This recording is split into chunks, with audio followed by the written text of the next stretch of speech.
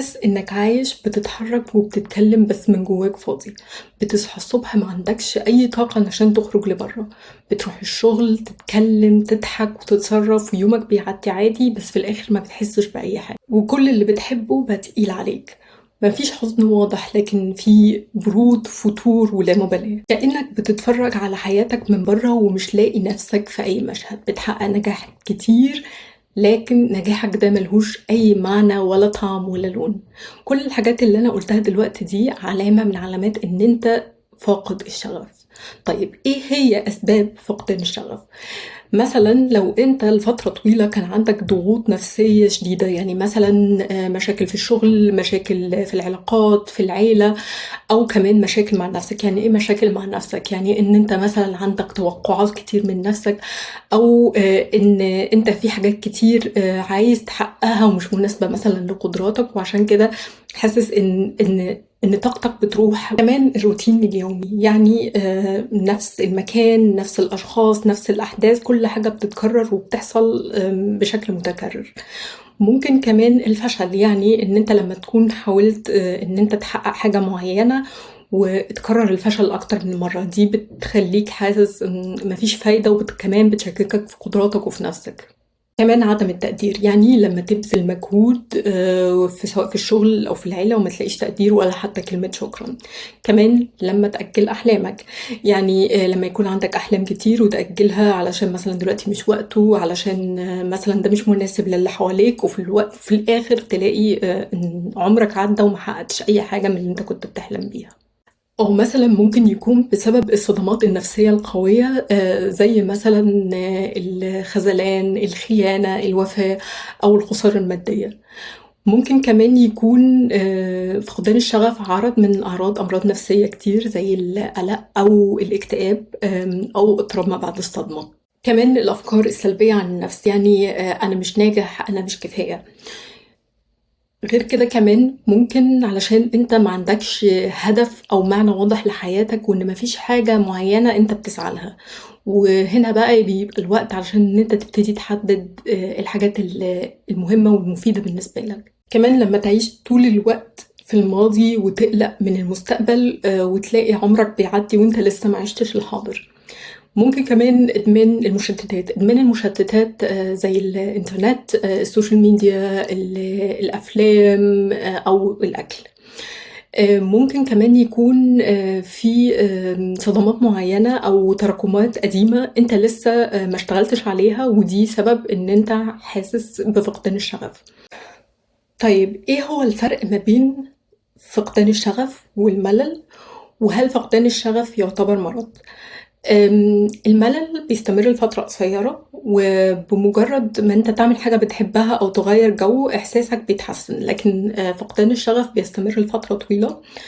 في ناس بتقدر تخرج منه، لان كده كده فقدان الشغف دي حالة بيمر بيها معظم الناس في مراحل مختلفة في حياتهم، يعني هو في حد ذاته يعتبر مش مرض. لكن لو استمر لفترة طويلة وانت مش قادر تسيطر عليه، فهو ممكن يكون عرض من اعراض امراض نفسيه تانية، زي الاكتئاب، او اضطراب ما بعد الصدمه، او الصدمات عموما. وهنا لازم ان انت تدور على معالجه نفسيه متخصصه علشان تقدر تخرج من الموقف ده. كمان لازم تقلل توقعاتك من نفسك، مش لازم تكون دايما الأحسن والأفضل. ممكن كمان تبدأ بخطوات بسيطة، يعني ان انت تشوف انت هتقدر مثلا تعمل ايه. يعني مثلا تخطط ان انت تمشي كل يوم 10 دقايق، تخطط ان انت تبدأ كورس بسيط، حاجة جديدة تعملها. ممكن تبتدي تحط روتين للكتابة العلاجية 5 دقايق في اليوم. ان انت تبتدي الخطوات عشان تخرج من الحالة دي، بس تبقى خطوات بسيطة. كمان غير روتينك اليومي، يعني مثلا طريقك للشغل، ممكن كمان تغير ديكور اوضتك. ممكن تشوف مثلا انت راضي عن شغلك ولا لا. لو حسيت ان انت مش راضي عنه، ممكن تجرب تاخد كورسات جديدة. ممكن تاخد كورسات جديدة علشان تغير اتجاه شغلك عموما. كمان ممكن ترجع لهواية قديمة انت كنت بتحبها زمان، وما بقتش تعملها لأي سبب من الأسباب، إن أنت أهملتها لأن عندك حاجات كتير، أو لأن أنت عندك هوايات جديدة. لما ترجع للهوايات القديمة، أول حاجة دي حاجات أنت كده كنت بتحبها، وتاني حاجة هترجّع معاها الذكريات الحلوة اللي كانت مرتبطة بالهوايات دي.